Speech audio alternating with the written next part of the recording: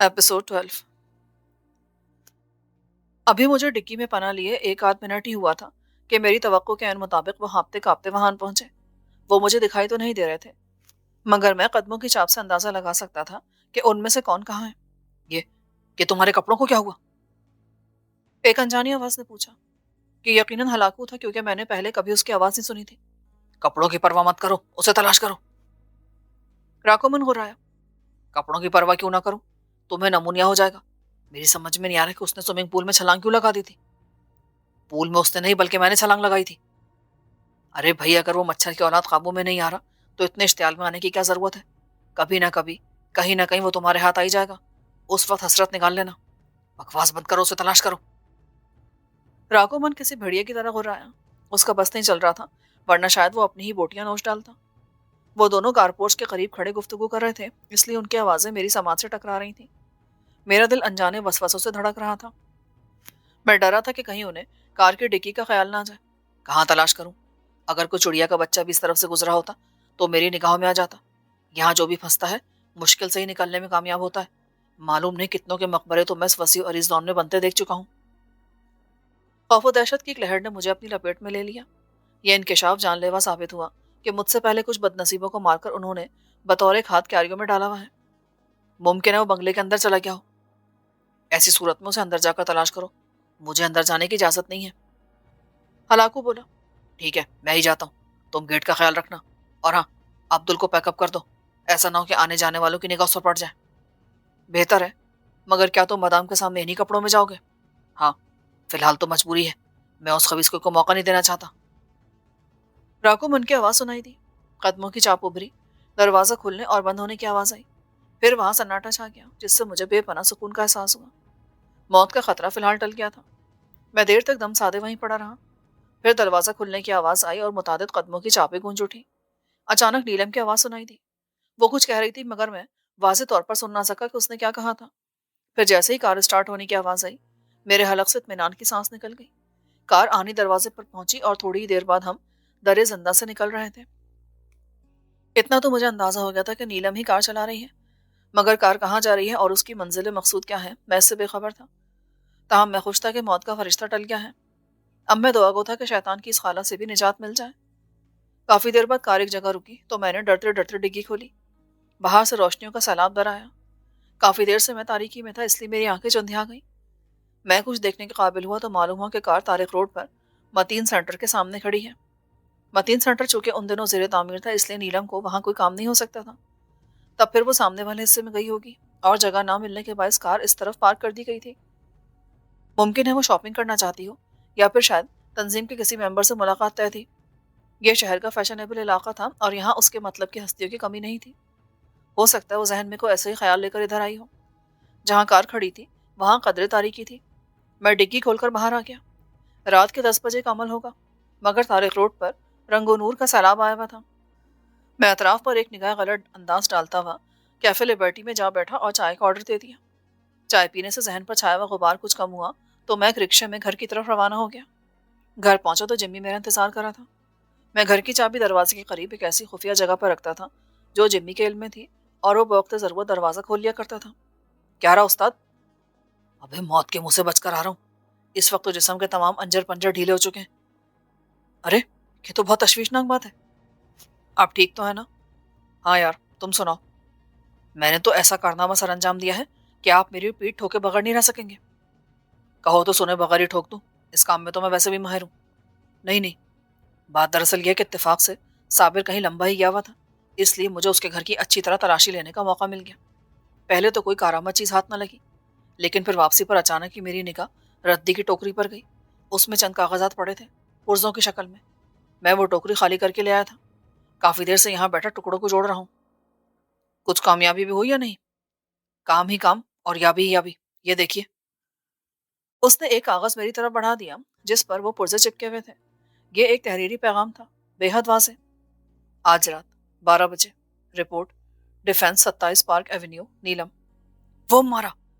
इसका मतलब है कि उन लोगों का कोई ठिकाना डिफेंस में भी है। मुमकिन है वही हेडक्वार्टर भी हो। तो फिर पेट पूजा करके आज ही चलो। मगर पैगाम पर जो आज लिखा है, मुमकिन है वो गुज़िश्ता 4 रोज वाला आज हो। जिम्मी ने सोचकर कहा, हो सकता है, मगर कोशिश करने में क्या हर्ज है। मुमकिन है हमको सुराग लगाने में कामयाब हो जाए, वरना ये तो मालूम हो ही जाएगा कि वो लोग अपना घिनौना कारोबार डिफेंस के किस बंगले में जारी रखे हुए हैं।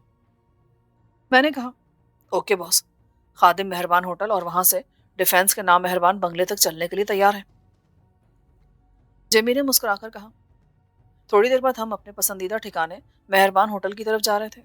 चूंकि दिन भर की भागदौड़ और हंगामा आराई के बाद भूख चमक उठी थी, इसलिए मैंने कदरे पुरतकल्लुफ खाने का ऑर्डर दिया, जबकि जिम्मी पर सिरी पाए का भूत सवार था। खाने के दौरान हम डिफेंस जाने के सिलसिले में तबादला ख्याल भी करते रहे। मैंने और जिम्मी ने प्लान बनाया और उसके मुताबिक हम डिफेंस सोसाइटी जा पहुंचे। रात के 11 बज रहे थे। जिस कोठी में तंजीम का दफ्तर था, वो मन्नाफ मियां की कोठी से बहुत दूर और दूसरा फेज में वाक़ थी। हमने कोठी के महले वकू का जायजा लिया। इमारत का बेशतर हिस्सा तारीक था, जबकि ऊपर और नीचे 2 कमरों में रोशनी नजर आ रही थी। कोठी के हाथे में कोई कार नजर नहीं आई। इसका मतलब था कि वहां सिवाय चौकीदार के और कोई नहीं है। जिम्मी की तजवीज ये थी कि इत्तलाई घंटी बजाकर चौकीदार को बुलाया जाए। वो गेट पर आए तो उसे जद में लेकर अंदर चले जाएं। उसकी मशकें कस दें और मुंह में कपड़ा ठूस दें, फिर आंखों पर पट्टी बांध दें। दफ्तर में उस मखसूस कार्ड, फहरिस्त और तस्वीरों को तलाश करें। मैंने इस तजवीज़ से इत्तेफाक ना किया। इस तरह मतलूबा चीज़ें हासिल करना उन्हें शक व शुबे में डाल सकता था। मुझे सिर्फ उस मखसूस कार्ड की तलाश थी जिससे उस तंजीम का रुकन बना जा सके।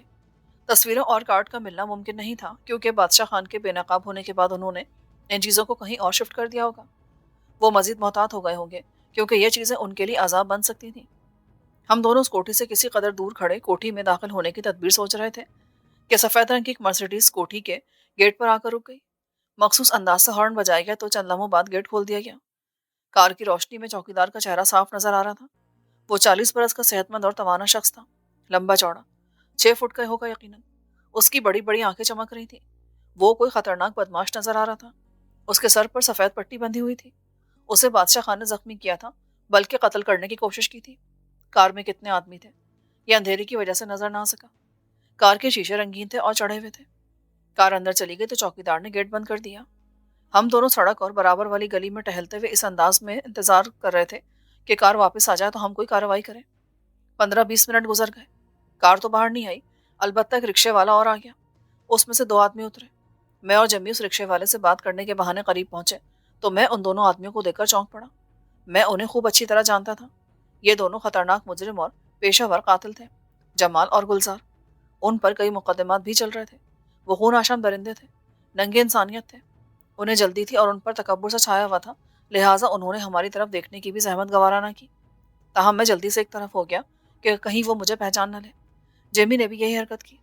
एक ने जेब से 10-10 के 2 नोट निकाले और रिक्शे वाले की तरफ बढ़ा दिए। दूसरे ने आगे बढ़कर बैल बजा दी। जमाल अदायगी करके गेट की तरफ बढ़ गया तो मैंने रिक्शे वाले से पूछा, लांडी चलोगे? हम आधा घंटा रुककर इसी रिक्शे में नाजमाबाद जाएंगे। मैं पंजाब कॉलोनी में रहता हूँ। रात के 12 बजने वाले हैं। मुझे रिक्शा बंद करना है, मैं बहुत थक गया हूँ। रिक्शा ड्राइवर ने माजरत की, 50 रुपए ले लेना, जाना बहुत जरूरी है। चलो भाई, हम बड़ी देर से यहाँ सवारी के लिए परेशान हो रहे हैं। जिमी ने इसरार किया, भैया अगर आप 100 भी देंगे ना, मैं तब भी नहीं जाऊंगा। आखिर हम भी इंसान हैं, हमारे भी बीवी बच्चे हैं। सुबह 6 बजे निकलते हैं तो वापसी में ये वक्त हो जाता है। ड्राइवर रिक्शा घुमाकर मेन रोड पर निकल गया। हम भी उसी तरफ बढ़ गए। चंद कदम चलने के बाद मैंने मुड़कर कोठी की तरफ देखा तो उसका गेट खुल गया था और दोनों बदमाश अंदर दाखिल हो रहे थे। जिम्मी ने एकदम चौंक कर कहा, सिकंदर भाई, मेरा ख्याल है बादशाह खान को इन्हीं दोनों ने कत्ल किया है। मेरा दिल गवाही दे रहा है कि तुम्हारा ख्याल दुरुस्त है। ये दोनों पेशावर कातिल हैं। उन्होंने बादशाह खान को कत्ल करने के लिए इन्हीं दोनों को मुकर्रर किया होगा। हम आपस में बातें करते हुए बड़ी सड़क तक पहुंच गए। आधे घंटे तक ये होता रहा कि हम मेन रोड और गलियों में टहलते हुए उस गली में आ जाते और कोठी के पास आकर अंदर झांक लेते। जब हम कोठी के पास से गुजरकर नुक्कड़ पर पहुंचे तो एक एम्बुलेंस मेन रोड से गली में दाखिल हुई। उसकी तमाम बत्तियां बुझी हुई थीं। वो उस कोठी के सामने जाकर रुकी और फिर अंदर चली गई। हम दोनों तेजी से पलटे। एम्बुलेंस की आमद का मकसद समझ में नहीं आ रहा था। कोठी के पास से गुजरते हुए हमने अंदर झांका तो एम्बुलेंस नजर न आई। सिकंदर भाई, दाल में कुछ काला नजर आता है। मेरा ख्याल है कि एम्बुलेंस अकबी हिस्से की तरफ खड़ी है। जिमी का अंदाजा गलत नहीं था। हम तेजी से गिरदोपेश का जायजा लेते हुए कोठी की अकबी गली में आ गए। ये इलाका तो दिन में भी वीरान सुनसान रहता था, रात में तो उसका सन्नाटा और गंभीर हो जाता। उस वक्त भी यहाँ कब्रिस्तान किसी खामोशी छाई हुई थी और यहाँ की कोठियां और बंगले पुरशुकू मकबरों की तरह नजर आ रहे थे। कोठी की अकबी गली में ना सिर्फ गहरा सन्नाटा था बल्कि अंधेरा भी था। हम दोनों बेआवाज कदमों से चलते हुए उस कोठी की दीवार के पास पहुंच कर रुके। कोठी की दीवार को 6 फुट ऊंची थी। उस दीवार पर 4 फुट ऊपर तक जालियां लगी हुई थी। हमने जाली से अंदर झांका। एम्बुलेंस कोठी के अकबी हिस्से में खड़ी थी। वहां मलगुजी से रोशनी थी। ये रोशनी एक कमरे की खिड़की से झांक रही थी। एम्बुलेंस पर रोशनी नहीं थी, अलबत्ता उसके पिछले दोनों दरवाजे खुले हुए थे, जैसे कोठी के अंदर से किसी मरीज को लाकर एम्बुलेंस में रखा जाने वाला हो। गाड़ी के पास कोई ना था। चंद लम्हे बाद सामने वाले कमरे का दरवाजा खुला। 2 आदमी कोठी के अंदर से स्ट्रेचर उठाए तेजी से बाहर आए। स्ट्रेचर पर जो शख्स बेहोशी की हालत में पड़ा था, उसका जिस्म सफेद चादर से ढका हुआ था, मगर चेहरा खुला था। चेहरा वाजे और साफ नहीं था। मैंने आंखें फाड़कर देखा तो चेहरे के खदोखाल कुछ नुमाया हो गए। वो गुलजार था। जिम्मी ने मेरे कान के करीब मुंह लाकर कहा, ये तो गुलजार है। उस बदमाश को स्ट्रेचर पर देखकर मुझे शदीद हैरत हुई थी। ऐसी हैरत जिम्मी को भी हो रही थी। यकीन नहीं आ रहा था कि गुलजार इस हालत को भी पहुंच सकता है। कुछ समझ में नहीं आ रहा था कि उसके साथ क्या वाकया पेश आया होगा। यकयक मेरे जहन में ख्याल आया कि कहीं ऐसा तो नहीं कि गुलजार ने बादशाह खान को कत्ल करने, पुलिस के हत्थे ना चढ़ने और इनाम की एक बड़ी रकम पाने की खुशी में यहाँ पहुंचकर मुफ्त की शराब पीकर जश्न मनाया हो और ज्यादा पीने की वजह से उसकी तबीयत खराब हो गई हो। मैं सोचता रहा लेकिन किसी नतीजे पर ना पहुंच सका। 2 आदमियों ने स्ट्रेचर एम्बुलेंस में रखा और कोठी के अंदर चले गए। कोई 5-7 मिनट बाद वापस आए तो वो दूसरा स्ट्रेचर उठाए हुए थे। उस पर जमाल भी मदहोशी की हालत में पड़ा था। दूसरा स्ट्रेचर भी एम्बुलेंस में रख दिया गया। उन दोनों में से एक शख्स तो स्ट्रेचरों के पास बैठ गया। उसने अकबी दरवाजा बंद कर लिया, जबकि दूसरा लपक कर स्टीयरिंग पर जा बैठा, जैसे बहुत जल्दी में है और उन दोनों को कहीं अस्पताल पहुंचाना मकसूद हो। अभी एम्बुलेंस का इंजन स्टार्ट भी न हुआ था कि अंदर से 2 आदमी बाहर आए। वो अपनी वज़ाक़ता से आला शख्सियत के हामिल मालूम हो रहे थे, गोया कोई आला सरकारी अफसर या कंपनी के डायरेक्टर हो। वो ड्राइवर के पास पहुंचे और उनमें से एक ने बारूब लहजे में हिदायत की, हाशिम, संभल कर गाड़ी चलाना, घबराने की नहीं बल्कि होशियारी की जरूरत है। दोनों लाशों को एक ही जगह ठिकाने लगा देना, किसी भी सुनसान रास्ते की झाड़ी में फेंक देना या फिर किसी मेन होल में डाल देना। कमीने कहीं के, मैंने कहा था बादशाह खान से कागज आती नहीं, उसे भी साथ लेकर आओ, मगर इन्होंने उसे कत्ल कर दिया और फिर हमें ब्लैकमेल करने लगे। 50,000 मांग रहे थे, अपना खून हमारे साथ थोप रहे थे। ये खबी जिंदा रहते तो हमारा जीना हराम कर देते। इन कुत्तों को यही हशर होना चाहिए था। जाओ ले जाओ इन्हें और वापस आकर रिपोर्ट देना, हम लोग सुबह तक यहीं हैं। उन बदमाशों की मौत का मुअम्मा हल हो गया। उनका दर्दनाक अंजाम हमारी नजरों के सामने आ गया था। उन्हें शराब, शरबत या चाय में जहर मिलाकर पिला दिया गया था, वरना उन्हें रास्ते से हटाना खेल नहीं था। मुझे उन बदमाशों की मौत पर खुशी हुई। ताहम मुझे इस बात का एहसास हो रहा था कि हम पुलिस को बर वक्त इत्तला नहीं दे सकते और ना ही उस एम्बुलेंस का ताक़ुब कर सकते हैं। पुलिस को इत्तला देने से लाशें ठिकाने लगाने वालों की गिरफ्तारी अमल में आती और तंजीम के कुछ लोग गिरफ्तार हो जाते। इस तरह तंजीम पर एक कारी ज़रब पड़ती। टेलीफोन करने के लिए किसी घर से मदद नहीं मिल सकती थी, क्योंकि यहाँ हर शख्स खुदगर्जी का शिकार होता है। एम्बुलेंस बैक होकर तेजी से कोठी की इमारत का चक्कर काटकर बैरूनी गेट की तरफ बढ़ी। गेट खुला था और वहां चौकीदार खड़ा था। जैसे ही गाड़ी निकली, चौकीदार ने गेट बंद कर दिया। अब हमारा वहां खड़े रहना और कोठी में दाखिल होना बेकार था। उन लोगों की मौजूदगी में हम दफ्तर में भी दाखिल नहीं हो सकते थे। ये भी मालूम नहीं था कि अंदर कितने आदमी मौजूद हैं। हम जानबूझकर अपनी जानें अजाब में नहीं डालना चाहते थे। हम चलते हुए कोरंगी रोड पर पहुंचे तो वहां एक खाली रिक्शा मिल गया। हमने सोचा था कि अगली शब फिर किस्मत आजमाई करेंगे, लेकिन दूसरी शब भी हमें नाकामी का मुंह देखना पड़ा। दोनों बार उस कोठी के हाथे में कारें खड़ी नजर आईं और ऊपर नीचे के कई कमरों में रोशनी हो रही थी। हम दोनों ने फैसला किया कि हमें कोई और चक्कर चलाना चाहिए। चौथे रोज अखबारात में जमाल और गुलजार के बारे में खबर शाया हुई।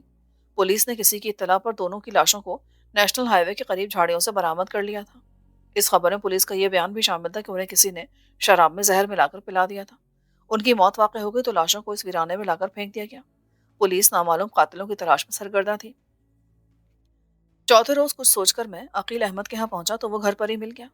उसके यहाँ से 1 घंटे बाद निकला तो मेरा हुलिया अक्सर बदला हुआ था। मैं सीधा जिम्मी क्या क्या जिम्मी भी मुझे उस हुलिया में देखकर बिल्कुल ना पहचान पाया। मैं एक नौजवान के ही रूप में था, लेकिन मेरे बालों और आंखों का रंग बिल्कुल बदला हुआ था। इसके अलावा मेरी फ्रेंच कट दाढ़ी और मूछें भी थी। मैं मजीद स्मार्ट और वजी नजर आ रहा था। मैंने जिम्मी को अपना मंसूबा बताकर उसे अपने साथ लिया और सोसाइटी जा पहुंचा। नीलम की रिहाइश सोसाइटी के बंगले में थी। बंगले के हाथे में उसकी कार देखकर तसल्ली हुई कि वो घर पर मौजूद है। बंगले का गेट खुला हुआ था, जैसे किसी का इंतजार हो रहा हो। बरामदा खाली पड़ा था। अहाते में उसकी कार के सिवा और कोई नजर नहीं आ रहा था। नीलम के बंगले के सामने वाली कतार में कॉर्नर पर जो कोठी थी, उसके बराबर एक बड़ा सा खाली प्लॉट था। मैं और जिम्मी खड़े बातें कर रहे थे और इस इंतजार में थे कि नीलम के बंगले से कोई निकले तो उसे किसी न किसी तरह अपना शिकार बनाए। 5 منٹ بھی نہ گزرے تھے کہ اس گلی میں ایک کار داخل ہوئی اور نیلم کے بنگلے میں جا رکی۔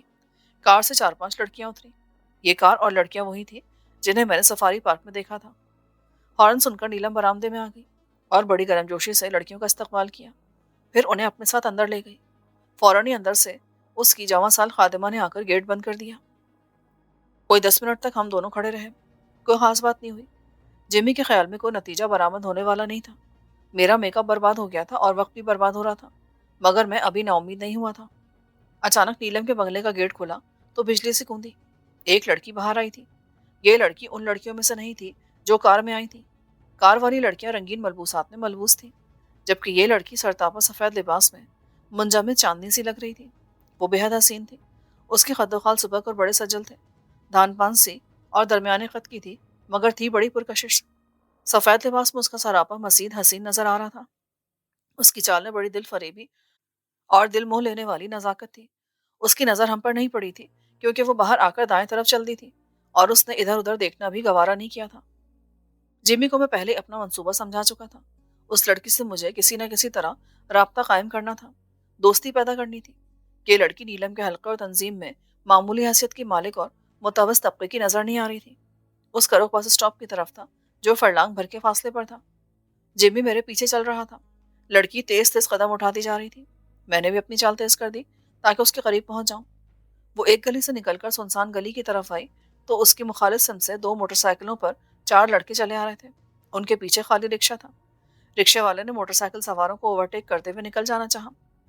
لڑکی کسی سوچ میں گم تھی یا اس نے ان گاڑیوں کا کچھ خیال نہیں کیا تھا۔ وہ سڑک کے بیچ میں چل رہی تھی۔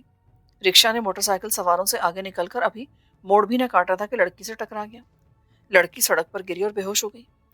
میں نے خواب و خیال میں بھی نہ سوچا تھا کہ ایسا عجیب اتفاق بھی پیش آ سکتا ہے۔ میں لپک کر لڑکی کے پاس پہنچا اور اسے سہارا دے کر اٹھا دیا۔ رکشے والا بھی آگے جا کر رک گیا۔ موٹر سائیکل سوار بھی رک گئے۔ فوراً ہی بھیڑ لگ گئی اور لوگ رکشے والے کو برا بھلا کہنے لگے۔ رکشے والا میرے پاس آ کر معافی مانگنے لگا اور گڑ گڑانے لگا، جناب میری کوئی غلطی نہیں، یہ صاحبہ سڑک کے بیچ میں چل رہی تھی، یہ میری کزن ہے۔ میں نے راہگیروں سے کہا اور رکشے والے کو اشارہ کیا کہ رکشہ لے آئے۔ وہ رکشہ لینے گیا تو میں نے لوگوں سے کہا، فکر کی کوئی بات نہیں، یہ خوف سے بے ہوش ہو گئی ہے، میں اسے ہاسپٹل لے کر جا رہا ہوں، یہ ٹھیک ہو جائے گی۔ جمی بھی لپک کر پہنچ گیا۔ میں نے اسے اشارہ کیا کہ وہ انجان اور لا تعلق رہے۔ وہ میرا اشارہ سمجھ گیا تھا۔ میں دل ہی دل میں دعا کر رہا تھا کہ کہیں لڑکی کو جلدی ہوش نہ آ جائے۔ اگر وہ فوراً ہوش میں آ گئی تو مجھے لینے کے دینے پڑ جائیں گے۔ جیسے ہی رکشے والا اپنا رکشہ لے کر پہنچا، میں نے بنا کسی تاخیر اور جھجک کے اسے دونوں ہاتھوں پر اٹھا لیا۔ وہ کسی بچی کی طرح ہلکی پھلکی تھی۔ ایک راہگیر نے اس کا پرس اٹھا کر میری طرف بڑھایا جس کا مجھے خیال ہی نہیں رہا تھا۔ پرس لے کر میں نے رکشے والے سے کہا، خالد اسپتال چلو۔ میں نے لڑکی کو اپنے ساتھ بٹھا کر اسے سہارا دے رکھا تھا۔ اس کا سر ڈھلک کر میرے کندھے سے ٹک گیا۔ تم نے اسے اوورٹیک کیا تھا، اس حادثے کے ذمہ دار تم ہو، تم لوگوں کی جلد بازی کی وجہ سے حادثے ہوتے رہتے ہیں۔ صاحب جی معاف کر دیں، ان کے علاج پر جو کچھ خرچہ ہوگا نا وہ میں ادا کروں گا، فکر نہ کریں، ان کا اچھی طرح سے علاج کرائیں۔ رکشے والے نے خجالت سے کہا، اگر اس کے دماغ پر چوٹ آئی ہے تو اس کی ساری زندگی خراب ہو جائے گی اور پھر اس کے علاج پر ہزاروں روپے خرچ ہو سکتے ہیں۔ شاید تمہیں معلوم نہیں کہ اس لڑکی کے والد میرے چچا ہیں اور وہ نازم آباد کے ایس پی ہیں۔ وہ تم جیسے لوگوں کو ٹھیک کرنا خوب جانتے ہیں، پھر تم جانو اور وہ جانے۔ ایس پی کا سن کر وہ مزید خائف ہو گیا۔ میں جی ایک غریب آدمی ہوں، خدا کے لیے مجھ پہ رحم کرے، میرے 7 چھوٹے چھوٹے بچے، اگر میں جیل چلا گیا نا تو وہ بھوکے مر جائیں گے۔ پھر تم ایسا کرو، اسپتال میں جو ابتدائی اخراجات ہوں گے تم اپنی جیب سے ادا کرو گے۔ تمہیں سزا دینے اور آئندہ محتاط رہنے کے لیے چھوٹی سی سزا دے رہا ہوں۔ آئندہ کسی کی زندگی سے اس طرح مت کھیلنا۔ اس کے بعد تم چلے جانا، میں اپنے چچا سے کوئی نہ کوئی بہانہ کر دوں گا۔ رکشہ سڑکوں پر ہچکولے کھاتا اور فراٹے بھرتا اسپتال کی طرف جا رہا تھا۔ لڑکی کی ریشمی ہستی کا سارا زور میرے شانے پر تھا۔ اس کے لباس سے ایک عجیب سی مہک پھوٹ رہی تھی جس نے میرے حواسوں کو اپنی لپیٹ میں لے رکھا تھا، لیکن میرے جذبات میں کوئی ہلچل نہیں تھی، شاید اس لیے کہ میرے دل کے کسی گوشے میں بھی حوث کی رمق موجود نہ تھی۔ میں نے ڈرائیور کی نظر بچا کر پرس کا جائزہ لیا تو اس میں 100 کے 5 نوٹ اور 10 کے 2 نوٹ نظر آئے۔ اس کے علاوہ ایک چھوٹا سا ریشمی پرنٹڈ رومال، لپسٹک اور غازے کی ڈبیا بھی موجود تھی۔ ایک شناختی کارڈ تھا جس پر اس کی تصویر چسپا تھی۔ اس کا نام عالیہ لکھا تھا اور پتہ عزیز آباد کا درج تھا۔ میں کسی سرکاری اسپتال جاتا تو پولیس افریت بن کر مجھ سے چمٹ جاتی اور سینکڑوں سوال کر کے میرا ناختہ بند کر دیتی۔ پرائیویٹ اسپتال میں البتہ جھوٹ بول کر کام چلایا جا سکتا تھا۔ اسپتال پہنچنے میں 10-15 منٹ سے زیادہ ہی وقت لگ گیا تھا، پھر بھی لڑکی ہوش میں نہیں آئی۔ جیسے ہی رکشہ اسپتال کے گیٹ کے سامنے رکا، میں نے اسے دونوں ہاتھوں پر اٹھایا اور ایمرجنسی وارڈ میں چلا گیا۔ وہاں 2 جونیئر ڈاکٹر موجود تھے۔ ایک ڈاکٹر نے مجھے دوسرے کمرے میں چلے جانے کے لیے کہا۔ میں لڑکی کو لے کر وہاں پہنچا تو اسٹریچر موجود تھا۔ میں نے اس کو لٹا دیا۔ رکشے والا بھی میرے پیچھے چلا آیا تھا اور بہت پریشان ہو رہا تھا۔ دراصل اس کے دل میں ایس پی کا خوف سما گیا تھا۔ ڈاکٹر نے عالیہ کی نبض دیکھ کر مجھ سے پوچھا، کیا ہوا تھا ان کو؟ ایکسیڈنٹ کیسے؟ کب سے بے ہوش آئی ہے؟ یہ گھر میں پھسل کر گر گئی تھی، شاید سر میں چوٹ آئی ہے۔ رکشہ ڈرائیور کا چہرہ متغیر ہو گیا۔ ڈاکٹر نے خوب اچھی طرح معائنہ کیا اور ایک پیڈ پر لکھتے ہوئے کہا، ان کا نام؟ میں نے نام بتایا تو اس نے پیڈ پر انجیکشن اور دوائیاں لکھ کر دیتے ہوئے کہا، یہ انجیکشن اور دوائیاں ابھی لیتے ہیں اور کیشر کے پاس جا کر ایک پرچی بنوا لیجیے، سر کا ایکس رے بھی ہوگا۔ خطرے والی تو کوئی بات نہیں نا ڈاکٹر، کیا انہیں اسپتال میں داخل کرنا پڑے گا؟ فی الوقت کچھ کہا نہیں جا سکتا، ایکس رے دیکھنے کے بعد ہی معلوم ہوگا۔ خدا نہ خواستہ کو فریکچر ہوا ہے تو انہیں داخل کرنا پڑے گا۔ رکشے والے کے تو آسان خطا ہو رہے تھے۔ میں نے اس سے تیز لہجے میں کہا، جلدی سے جاؤ، 25 روپے جمع کراؤ اور یہ دوائیاں لا کر چلتے بنو۔ وہ 5 منٹ میں پرچی بنوا کر اور اسپتال کی عمارت سے متصل میڈیکل اسٹور سے انجیکشن اور دوائیاں لے کر آیا تو میں نے اس کو رخصت کر دیا۔ اس حادثے میں رکشے والا اور عالیہ دونوں ہی برابر کے قصوروار تھے۔ میں ڈاکٹر کے پاس گیا تو اس نے نرس سے انجیکشن لگانے کے لیے کہا۔ نرس نے پہلے ایک انجیکشن لگایا، 10 منٹ بعد دوسرا لگایا اور چلی گئی۔ صرف میں اور عالیہ اس کمرے میں رہ گئے۔ ڈاکٹر نے مجھ سے کہا تھا کہ جیسے ہی مریضہ ہوش میں آئے اسے اطلاع دے دی جائے۔ میں عالیہ کے اسٹریچر کے پاس کھڑا تھا۔ میری نظریں اس کے حسین چہرے پر مرکوز تھیں۔ میں اس حسین ساحرہ کو جی بھر کر دیکھ رہا تھا جس کے چہرے پر اب کرب کی علامتیں تھیں۔ کسی بھی لمحے اس کے نابی رخساروں پر ایک رنگ سے دوڑ جاتا، حالانکہ وہ بے سود پڑی تھی۔ مجھے اس پر ترس آنے لگا۔ اس حسین لڑکی نے اپنی زندگی، جوانی، حسن و مستقبل نیلم کی تنظیم میں شامل ہو کر تباہ کر لیا تھا۔ یہ بھی دوسرے سربری لڑکیوں کی طرح ایک سراب کے پیچھے بھاگ رہی تھی۔ معلوم نہیں اس تنظیم میں اس کے لیے کون سی کشش تھی۔ جیمی نامعلوم کہاں رہ گیا تھا؟ شاید اسے رکشہ نہیں ملا تھا، ورنہ وہ پہنچ چکا ہوتا۔ کچھ دیر بعد میں نے محسوس کیا کہ عالیہ کو ہوش آ رہا ہے۔ چند لمحوں بعد اس نے آنکھیں کھولی اور خلا میں گھورتی ہوئی کراہتی رہی۔ جیسے ہی اس کی نظر مجھ پر پڑی، اس کا حسین چہرہ زرد پڑ گیا۔ وہ خوفزدہ نظروں سے مجھے دیکھ رہی تھی۔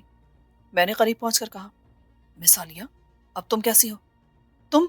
بچاؤ، بچاؤ، اس قاتل سے بچاؤ مجھے، یہ قتل کرنا چاہتا ہے مجھے، بچاؤ۔ اس کی چیخوں سے سارا اسپتال گونج اٹھا۔ چند ہی لمحوں میں وہاں خاصی بھیڑ لگ گئی۔ ان میں نرسیں، ڈاکٹر اور ایسی عورتیں اور مرد بھی شامل تھے جو اپنے عزیزوں سے ملنے کے لیے آئے تھے۔ ایک پولیس انسپکٹر تیزی سے بھیڑ کو چیرتا ہوا چلا آ رہا تھا۔ عالیہ کی اس غیر متوقع حرکت نے مجھے ہراساں کر دیا۔ ایک سرد سی لہر میری ریڑھ کی ہڈی سے گزر کر پیروں میں اتر گئی۔ میں حیرت سے عالیہ کو دیکھ رہا تھا اور دم بخود کھڑا تھا۔ دل کی دھڑکن ہر لمحے بڑھ رہی تھی، سینہ دھوکنے کی طرح چل رہا تھا۔ عالیہ مجھے اس طرح متوجہ پا کر مزید خوفزدہ ہو رہی تھی۔ وہ دیوار سے لگ کر سمٹی ہوئی گٹھری بن گئی تھی اور اس طرح کانپنے لگی جیسے لرزے کی مریض ہو۔ انسپکٹر کمرے میں جمع لوگوں کی بھیڑ کو چیرتا ہوا تیزی سے میری طرف چلا آ رہا تھا۔ شاید اسی کو مرے پر 100 درے کہتے ہیں۔ عالیہ نے چیخنا موقوف نہ کیا، جیسے میں ہاتھ میں کوئی تیز دھار خنجر لیے اس کی طرف بڑھ رہا ہوں۔ وہ اب بھی گلا پھاڑ کر چیخ رہی تھی۔ ہر سمت سے عجیب و غریب آوازیں اور جملے سنائی دے رہے تھے جو میرے کانوں میں گرم گرم سیسے کی طرح اتر رہے تھے۔ ایک طرح سے انسپکٹر میرے لیے فرشتہ رحمت بن کر وارد ہوا تھا۔ اگر وہ نہ آتا تو شاید وہ لوگ مجھ پر پل پڑتے اور میرا بھرکس نکال کے رکھ دیتے۔ دفتن ایک اور خیال کے تحت میں سنو کر رہ گیا۔ اس خیال نے گویا میرے بدن کا سارا لہو خشک کر دیا تھا۔ میری جیب میں چاقو موجود تھا، میرا دوست چاقو، جسے میں کسی بھی قیمت پر خود سے جدا نہیں کر سکتا تھا اور جس نے ہر برے وقت میں میرا ساتھ دیا تھا۔ آج اس دوست کی وجہ سے میں بڑی مصیبت سے دوچار ہونے والا تھا۔ بہرحال میں نے حوصلہ نہ ہارا۔ میں کوئی ترکیب سوچ رہا تھا تاکہ چاقو سے نجات حاصل کر سکوں۔ انسپکٹر میری جامہ تلاشی بھی لے سکتا تھا۔ انسپکٹر نے اسٹریچر کے قریب پہنچ کر نرس اور ڈاکٹر کو ایک طرف ہٹایا۔ اسے شاید اندازہ نہیں ہو رہا تھا کہ عالیہ کس کو قاتل کہہ رہی ہے اور کس شخص سے اپنے آپ کو بچانے کے لیے چلا رہی ہے۔ انسپکٹر کو دیکھتے ہی وہ چپ ہو گئی۔ اس نے عالیہ کے قریب پہنچ کر اسے تسلی دی۔ گھبراؤ مت، ڈرو نہیں، بتاؤ وہ کون ہے جو تمہیں قتل کرنا چاہ رہا تھا؟ عالیہ مزید سمٹ گئی۔ وہ چند لمحوں تک انسپکٹر کو دہشت زدہ نظروں سے گھورتی رہی، جیسے اسے اب پولیس افسر ہی قاتل نظر آ رہا ہوں۔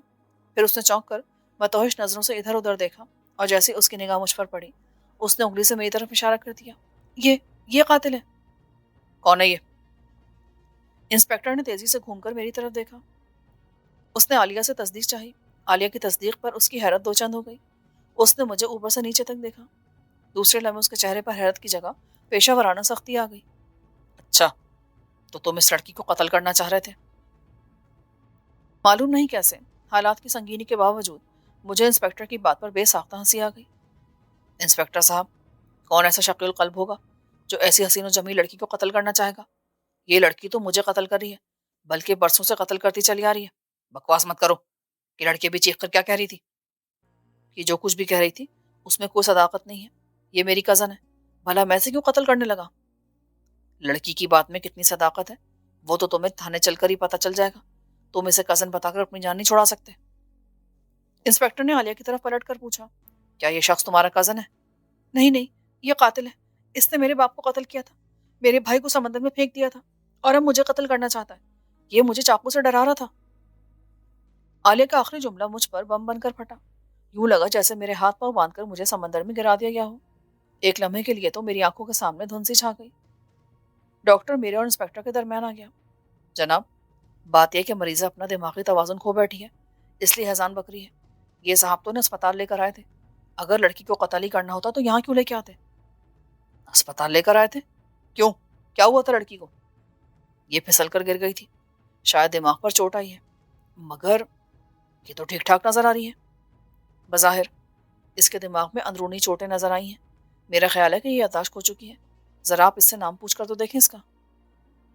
इंस्पेक्टर ने आलिया के करीब जाकर पूछा, आपका नाम क्या बीबी? मेरा नाम? मेरा तो कोई नाम नहीं। हाँ, हाँ मेरा नाम है पुलिस। लोगों के बैक वक्त हंसने से एक शोर सा उठा और कमरे के माहौल पर छाई हुई घुटन छटने लगी। अब इंस्पेक्टर के लिए किसी शक व शुबे की गुंजाइश नहीं रही थी। कमरे में मौजूद लोगों के तासुरात अक्सर बदल गए। डॉक्टर ने पलटकर लोगों से कहा, प्लीज आप लोग चले जाइए। क्या ये कोई दौरा था? इंस्पेक्टर ने डॉक्टर से पूछा। जी हाँ, शदीद खौफ और सदमे के बायस ऐसे दौरे पड़ना कोई अनोखी बात नहीं है। हाय मेरा दिल। दफतन आलिया ने एक हाथ से अपना दिल दबाया और चिल्लाई, मेरा दिल निकल रहा है। यकयक उसे उपकाई से आई तो उसने दूसरा हाथ मुंह पर रख लिया। करीब खड़ी नर्स ने फौरन स्ट्रेचर के नीचे रखी हुई प्लास्टिक की बाल्टी निकालकर आलिया के करीब कर दी। आलिया ने मुंह से हाथ हटाकर कै कर दी। उसने वक्फे वक्फे से 3 बार कै की, फिर निढाल होकर बिस्तर पर गिर पड़ी और आंखें बंद कर ली। उस पर फिर बेहोशी से तारी होने लगी थी। आलिया बिस्तर पर आड़ी तिरछी पड़ी थी।